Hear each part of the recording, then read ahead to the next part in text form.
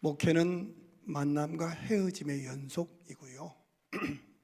만날 때 예수님이 직접 피 묻은 손으로 한 분 한 분을 저희 교회와 저에게 맡겨주셨다는 두렵고 떨림으로 맞이하고, 그렇게 함께 만나서 함께 신앙생활하고 동역하고 동행하다가 언젠가 헤어지게 될 때에 합당한 예절과 자세로 진심으로 하나님의 사랑으로 축복하고, 그 헤어지는 뒷모습이 영광스럽고 덕스럽고 복이 되는 이 만남과 헤어짐을 잘하는 것이 목회의 품격이라고 저는 생각해서, 성탄절에 가장 행복해 하시는 분이 있다면 그것은 독생자 예수 그리스도를 죄된 우리를 구원하기 위해서 내어주신 그 하나님이 제일 행복해 하시는 계절이라고 저는 믿습니다.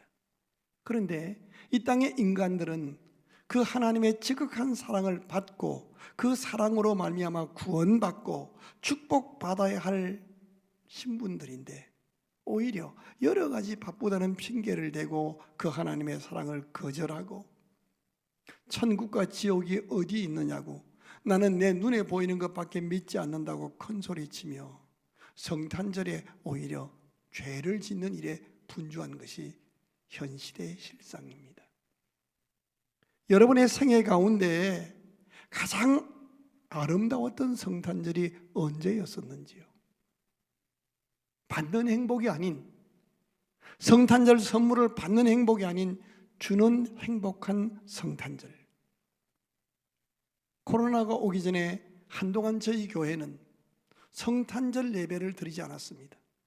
성탄 전야 예배만 드리고, 성탄절에는 예수 그리스도가 우리를 찾아오셔서 당신의 몸을 내어주신 것처럼 우리도 찾아가는 예배로 드리자. 그래서 우리 주변에 가난하고 약한 개척교회들, 병들고 소외된 이웃들, 기관들, 정 그것도 못하겠다면 평소에 마음은 있었지만은 찾아뵙지 못했던 고마워해야 할 분들, 그분들을 찾아뵙는 것으로라도 하자.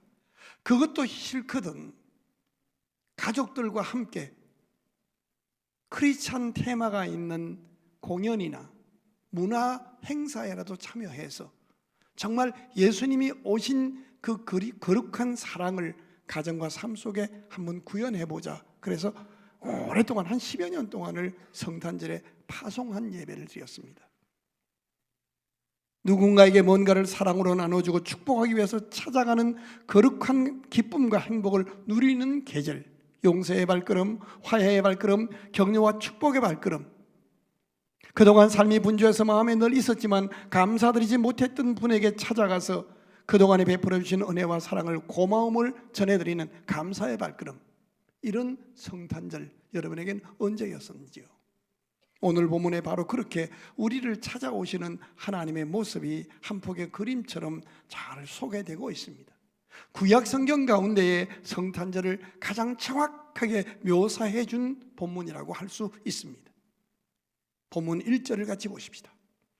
전에 고통받던 자들에게는 흑암이 없으리로다. 전에 고통받던 사람이에요.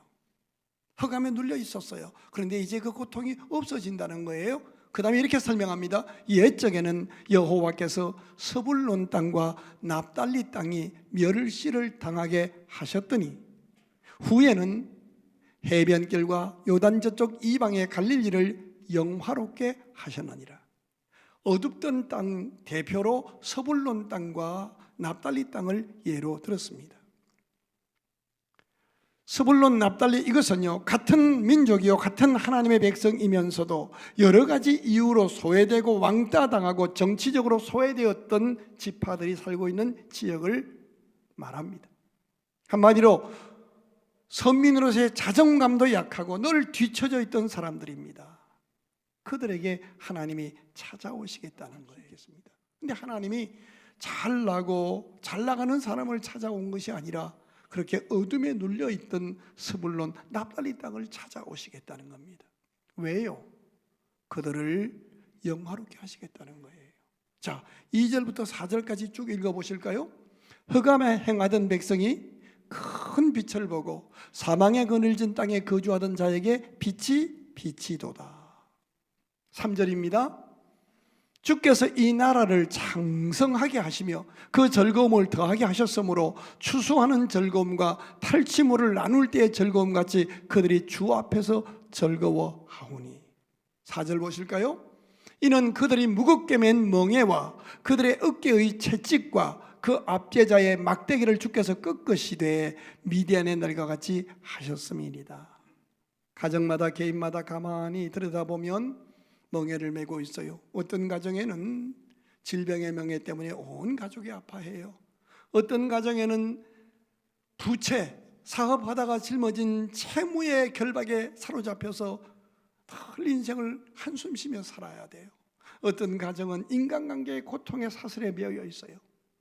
그런데 하나님이 그 결박을 끊고 그 막대기를 꺾어주셔서 해방을, 자유를 주시겠다는 거예요. 5절 한번 보실까요? 어지러이 싸우는 군인들의 신발과 피 묻은 그 도시 불에 습같이 살라지리니. 사랑 사랑 외치지만은 삶의 현장 속에서는 가정 속에서 늘 옳고 그름을 따져요. 부부지간에, 부모와 자식지간에, 형제지간에 늘 전쟁이에요. 모이기만 하면 싸워요. 직장에도 나가면 너무 경쟁 때문에 너무 힘들어요.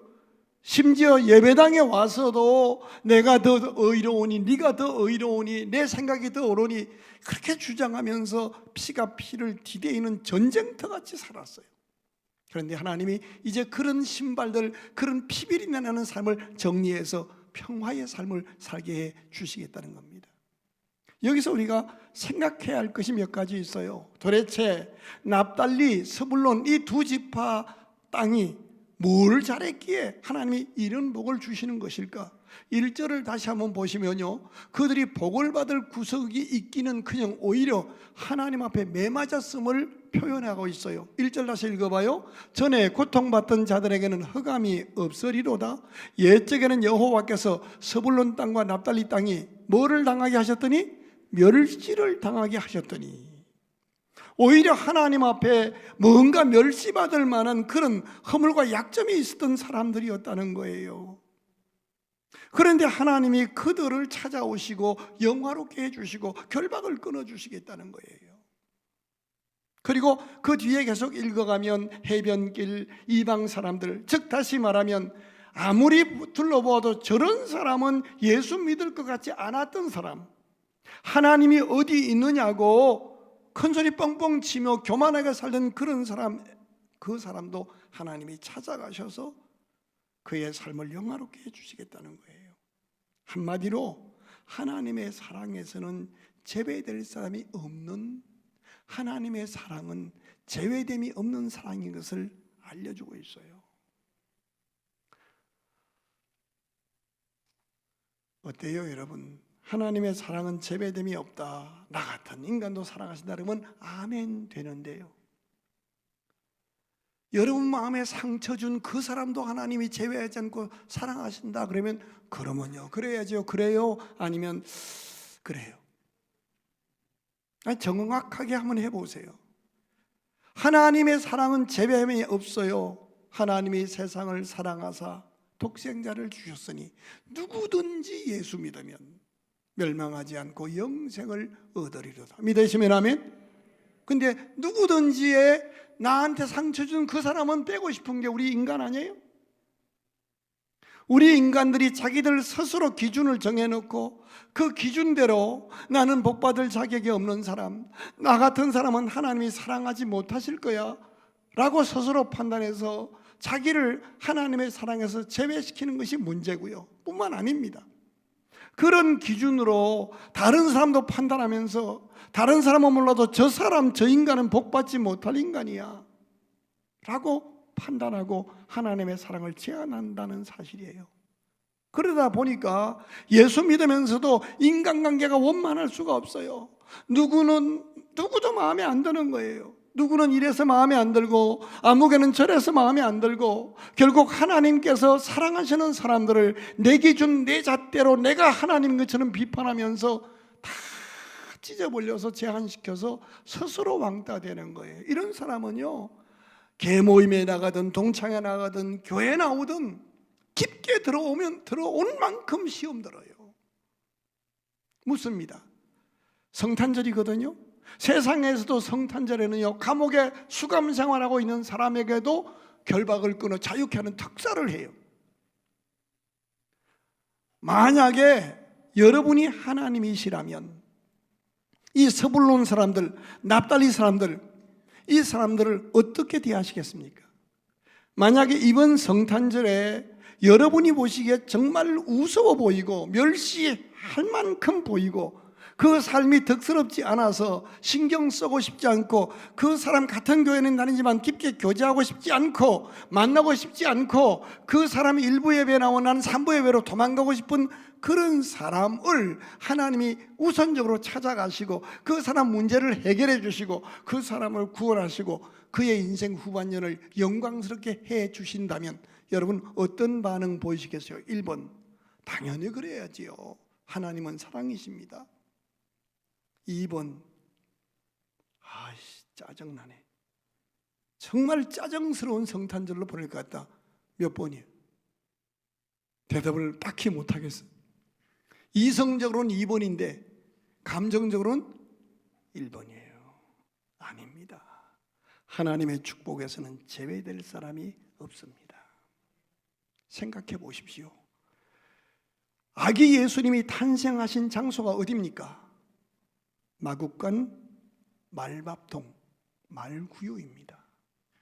이거 쉽게 생각하지 마세요.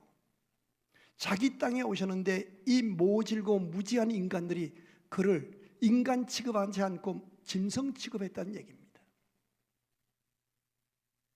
우리가 세상 살면서 우리 죄 때문에 사람 대접받지 못하고 짐승처럼 취급받아서 내가 죽든 살든 누구도 눈 하나 깜짝하지 않고 오히려 죽기를 기다리는 그런 짐승 이하의 취급을 받는 존재로 전락했다 할지라도 주님은 그 마국간에 나를 찾아오시는 주님이십니다. 에이, 그래도 그렇지 목사님, 뭐 나 같은 사람에게. 그렇다면 오늘 본문 7절을 보십시오. 7절 같이 보십니다. 그 정사와 평강의 더함이 무궁하며 또 다윗의 왕자와 그의 나라에 군림하여 그 나라를 굳게 세우고 지금 이후로 영원히 정의와 공의로 그것을 보존하실 것이라. 만군의 여호와의 열심히 이를 이루시리라. 우리가 믿음의 사람이 되는 것, 우리가 하나님의 위로를 받고 빛된 삶으로 다시 바뀌고 우리의 삶이 갈수록 영화로워지는 것이 우리의 의로움이나 우리의 똑똑함이나 우리의 선행 때문이 아니라 우리를 향하신 하나님의 열심 때문에 가능하다는 이 말씀입니다. 즉 다시 말하면 내 열심으로 최선 다해서나 실패하고 부서졌어도 더러워졌어도 나를 향하신 하나님의 열심은 유효하기에 나는 다시 빛된 삶으로 돌아올 수 있다. 하나님의 열심히 이를 이루시리라.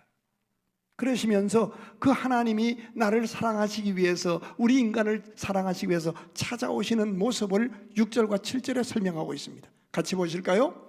이는 한 아기가 우리에게 낳고 막 천군 천사를 대동하고 그렇게 오시는 분이 아니라 한 아기로 오신다는 거예요. 그 아들을 우리에게 주신 바 되었는데 그 아이는 완오됨으로 아기 중에 또 하나는 아기가 아니라, 영아가 아니라 그의 어깨는 뭐를 메었고? 정사, 모든 세상을 주관하는 권력이 있고 그 이름은 기묘자라. 측량할 수 없는 동정녀 탄생을 의미합니다. 모사라, 가르침이라. 자, 이분이 오셔서 하시는 일에 대해서 7절에 이렇게 설명합니다. 7절 같이 보실까요? 그 정사와 평강의 더함이 무궁하며 또 다윗의 왕자와 그의 나라에 군림하여 그 나라를 굳게 세우고 지금 이후로 영원히 정의와 공의로 그것을 보존하실 것이라. 여기 5가지 내용이 나오는데 이것을 여러분이 알아듣기 쉽도록 정리해 말씀드리면, 첫째가 내어줌의 사역이라는 거예요. 하나님이 인간의 몸으로 아기로 태어나는데 그것은 우리를 죄값으로 죽어야 할 우리를 당신이 아기로 오셔서 우리의 죄값으로 대신 내어주시는 사역이라는 거예요.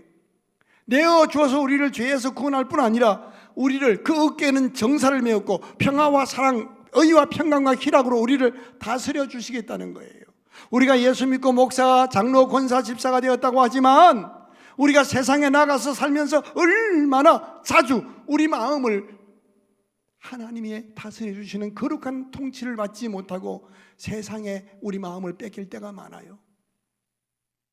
여러분, 불행하다고 하는 여자는요, 딱 한 사람 때문에 불행한 거예요. 그죠? 이웃집 아저씨가 실패한 것 때문에 불행하지 않아요. 나를 사랑해줘야 할 남편, 그 사람이 나를 무례히 대한 것 때문에 죽고 싶은 거예요. 아니에요? 여러분은 괜찮아요? 돈 몇 푼이 없어서 사실 며칠 지나면 그거 아무것도 아니에요. 누가 나 뒤에서 욕한 거 그거요, 배 째고 안 들어와요. 이틀 지나가면 그거 아무것도 아닌 거예요. 그런데 우리 마음이 거기에 뺏겨서 산에 중내 분안에 억울하네 씩씩거리고 있잖아요. 솔직하게. 그런데 예수 그리스도가 우리를 다스려 주시겠다는 거예요. 내어줌의 사역, 다스림의 사역. 모사라 이 말은요, 좋은 자라는 뜻이에요. 가르침의 사역. 우리가 마땅히 어떻게 가는 길이, 어떤 결정을 하는 것이 복된 길인지를 모를 때가 많아요. 그런데 주님이 누구를 동원해서라도 성령의 감동을 따라 우리 갈 길을 가르쳐 주셔요. 가르침의 사역, 그 다음에 공평과 정의로 보존한다, 지켜주시는 사역이에요. 그리스도 예수 안에 있는 하나님의 사랑에서 그 무엇도 우리를 끊을 수 없으리라 믿으시면 아멘. 그 다음에 화평케 하시는, 늘 세상이 빼앗을 수 없는 평안으로 우리에게 넘치게 하시는, 평강으로 지켜주시는 사역이에요. 내어줌의 사역, 다스림의 사역, 가르침의 사역, 지켜주시는 사역, 화평케 하는 사역이에요. 이 모든 것을 행하시는데 이것을 하나님의 열심히 이루시리라. 우리는 선한 일을 하다가도 조금 마음에 안 들면 포기할 때가 많지만 하나님의 우리를 향한 사랑의 열심은 포기하지 않으시는 하나님의 사랑입니다. 일변하지 않으시는 하나님의 열심 때문에 우리가 소망을 가지고 다시 일어날 수 있는 겁니다. 이 하나님의 열심을 더 정확히 이야기하기 위해서 우리가 한 장 앞으로 가서 8장의 내용을 보아야 합니다. 8장 1절을 같이 보십시다. 여호와께서 내게 이르시되 너는 큰 서판을 가지고 그 위에 통용 문자로 마헬 살랄 하스바스라 쓰라. 같이 한번 이거 한번 읽어봐요. 발음이 잘 되는가? 시작. 하여튼 막 우물우물해. 그냥 마헬 살랄 하스바스. 이게 뭔 뜻이에요? 목사님, 내가 그걸 알면 목사직에 앉아 있겠어요? 마헬 살랄 하스바스. 자, 저를 주목해 보세요. 하나님이 갑자기 이사야 선지자한테 이렇게 명령하시는 거예요. 야, 너 오늘 주일날 설교할 때 설교하지 말고 큰 나무 목판에다가, 광고판에다가 마헬 살랄 하스바스 써서 딱 보여주고 설교 끝 그렇게 서판 설교를 하라는 거예요. 여러분이 주일날 오셨는데 제가 설교 안 하고 여 뒤에 영상에다가 마헬 살랄 하스바스 끝, 그러면 이런 설교를 하라는 거예요. 왜 그랬는가? 그때 상황이요, 내적인 어려움, 가장 나를 이해하고 가장 나를 격려하고 가장 나를 도와줘야 할 남편, 아내, 형제, 자식, 부모가 나를 공격하는 거예요. 여러분, 마음을 편히 하시고 그냥 반응하셔요. 목사님, 어쩌면 제 얘기를 그렇게 자세히 아세요? 우리 남편 이 사람은요 나를 정말 괴롭힙니다.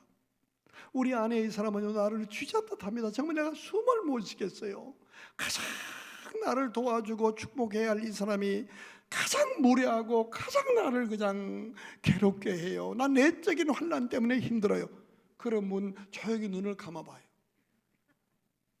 지금부터 이제 눈 감은 사람은 다 그런 사람으로 알겠어요. 내적인 어려움을 당했어요. 목회도 교회 밖에 사람 때문에 어려운 거 아니에요. 가장 가까이에서 이해하고 도와주고 보호해야 할 사람이 판단자 되고 선성 노릇하고 공격해오기 때문에 목회가 힘든 거거든요.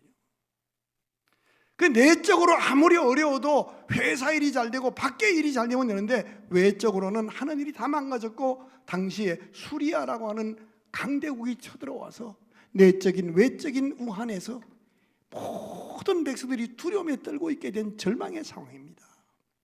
이 상황에서 하나님께서 이사야라는 목회자를, 선지자를 세워서 그들에게 이렇게 설교하게 했어요. 하나님은 열심으로 너희를 찾아오시고 너희와 함께 하시고 마할 살랄 하스바스 이 모든 어려움을 한순간 해결해 줄 거야. 마할 살랄 하스바스, 이 뜻은요, 강하고 빠르게 해결해 줄 거야, 그런 뜻이에요. 그러면 아멘 하면 될 텐데, 아무리 하나님이라도 뭐 그런 일이 어떻게 가능해요? 이렇게 안 받아들인 거예요. 그러니까 하나님이 세 가지 독특한 설교를 하게 하신 거예요. 섭한 설교, 마할 살랄 하스바스 딱 보여준 거예요. 그것도 안 믿으니까 두 번째, 오늘 본문 8장 2절 한번 읽어봐요. 내가 진실한 정인 제사장 우리아와 예벨의 기아의 아들 스가라를 불러 정언하게라. 섭한 설교를 해도 뭐 안 들으니까 이제 많은 제사장 정인 가운데 누구나 이 사람이 말하면 그 사람 말은 틀림없을 거라고 진실하다고 인정받는 제사장과 선지자 두 사람을 세워서 정언하게 한다는 거예요. 예를 들면 우리 교회 장로님이 총 53명이에요. 잘 알고 계셔요. 몇 명? 장로님이 53명이에요. 53명 가운데 그분의 말이라면 정말 믿을 수 있다 하는 분이 이제 2명 꼽으라면 표상진, 임재홍. 또 다른 장로님이 벌써 난 뭐야 지금 이러시네. 그냥 예를 그렇게 다음 시간에는 또 다른 분 들어드릴게요. 임재홍 장로님은 우리 교회 법률 담당 장로니까 또 PhD 박사학위 가지고 있으니까 믿을만 하잖아요. 또 표상진 장로님은 당의 석이잖아요. 착한 사람이잖아요. 그 이제 두 사람 얘기는 믿을만 하니까 이 두 사람을 내세워서 하나님이 함께 할 것이고 해결해 줄 것이니까 용기 잃지 마라, 이렇게 두 정인 설교를 했어요. 그러면 아멘 해야 될 거 아니야? 에이, 뭘 그래요? 또 불신한 거예요. 그러니까 하나님이 포기한 것이 아니라 하나님은 절대로 포기하지 않으셔요. 세 번째로 행하신 실물 설교가 3절이에요. 재미없어요? 자, 3절 읽어봐요. 시작. 내가 내 아내를, 그 이사야 선지자가 자기 아내를 가까이 하며 그가 임신해서 아들을 낳은지라 여호와께서 내게 이르시되 그의 이름을 뭐라 하라? 마헬 살랄 하스바스. 어디서 많이 듣던 얘기죠. 이사야가 사랑을 나누고 애를 낳았어요. 근데 하나님이 찾아오셔서 애 이름을 지어주시는데 그 섭한 설교할 때 강하고 급하게 해결해 줄게, 그 이름을 딱 지어준 거예요. 그러니까 이제 이사야가 아기를 데리고 나가면 아이고 이쁘게 생겼다, 이름이 뭐니? 마헬 살랄 하스바스. 급하고 강하게 해결해 주신대요. 계속 그러는 거예요.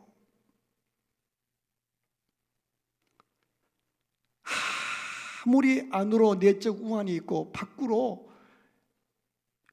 환란이 내 인생을 옥죄어도 하나님은 살아계시고 하나님은 해결해 주시겠다는 거예요. 그러면서 그 해결해 주시는 기한을 정하셔요. 4절 읽어봐요. 아주 재미나요. 이는 이 아이가 아빠, 엄마라고 부를 줄 알기 전에, 돌이 되기 전에 다메섹의 제물과 사마리아의 노략물이 아수르 왕 앞에서 옮겨질 것입니다. 무슨 말이에요? 지금 눈앞이 캄캄하고 아무것도 해결 방법이 없는 것처럼 보이지만 네 낳은 이 아들이 엄마, 아빠라고 제대로 발음하기 전에, 한돌이 되기 전에 내가 누구를 동원해서라도 다 해결해 줄게 라는 겁니다. 여기서 시간이 좀 갔지만 제가 그제 큰 감동을 하나 받았어요. 우리 집사람이 강화가 고향인데 우리 교회에 나오는 사람들 가운데 중학교 동기생도 있고 집사람하고 또 고등학교 후배가 있어요. 내가 누구라고 얘기는 안 해. 이름을 밝힐 수는 없어. 박충분 권사라고 어떻게 밝히겠어? 이제 권사님이 또 고등학교 같은 고향 선배라고 막 사모 막 등이었고 나대고 그런 사람이 아니에요. 그냥 멀리서 이렇게 늘 사랑했어요. 그러다가 집사람이 아프니까 사모님 식사 한번 해요. 그래서 이제 집사람하고 김경희 원사님하고 또 동생이고 하니까 같이 맛있는 거 먹으러 가자고 양평에 있는 블랙밤부라는 타이 식당에 갔대요. 가서 이제 식사를 딱 하는데 난 처음 배웠어. 박 권사님이 5만 원을 딱 꺼내더니 딱 주더래. 이거 뭐요? 그랬더니 자기 손주가 태어난 지 2주 됐는데 손주 자랑을 하기 전에 먼저 돈을 내는 거야.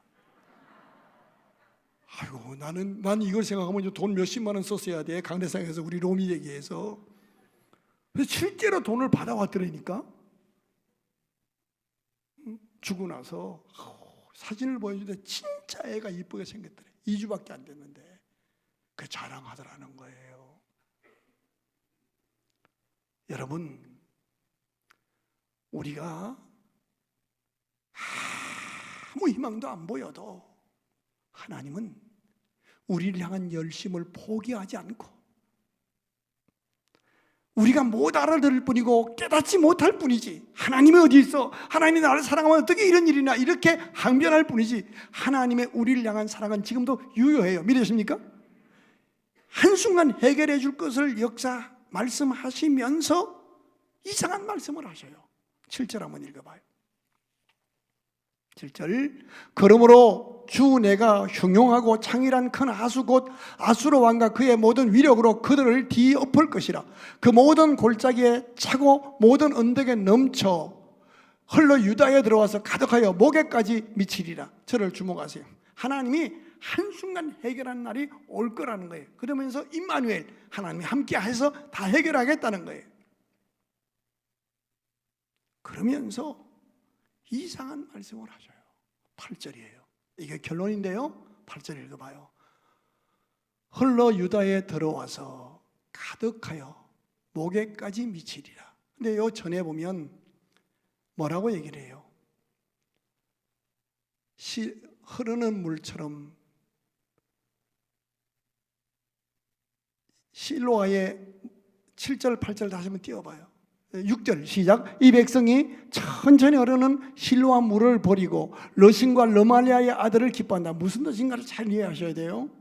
하나님의 사랑은 반전으로 한순간 해결하시는 사랑이고 열심과 능력으로 하신다 하면서 이 표현을 하는 거예요.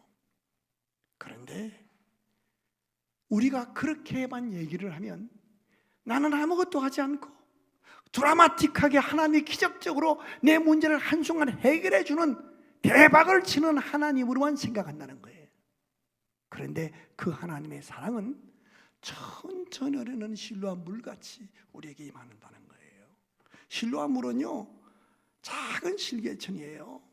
아무도 생각하지 않는데 이게 흘러서 요단강 물을 이루고 그게 다 흘러 들어와서 목에까지 차고 그것이 하나님의 임마누엘로 경험하게 한다는 거예요. 우리를 향한 하나님의 사랑은 함께 하시면 우리가 상상할 수 없는 누군가를 동원해서 한순간 결박을 끊고 해결하시는 능력으로 임하심과 동시에 물같이, 여러분, 흐르는 물이 멈추는 걸 보셨어요? 장병 만나고 언덕 만나면 계속 채웁니다. 흘러넘칠 때까지. 안 되면 돌아갑니다. 물같이 흐르는 사랑이에요. 어느 누구도 우리를 향하신 하나님의 사랑의 물을 막을 길이 없습니다. 믿으시면 아멘.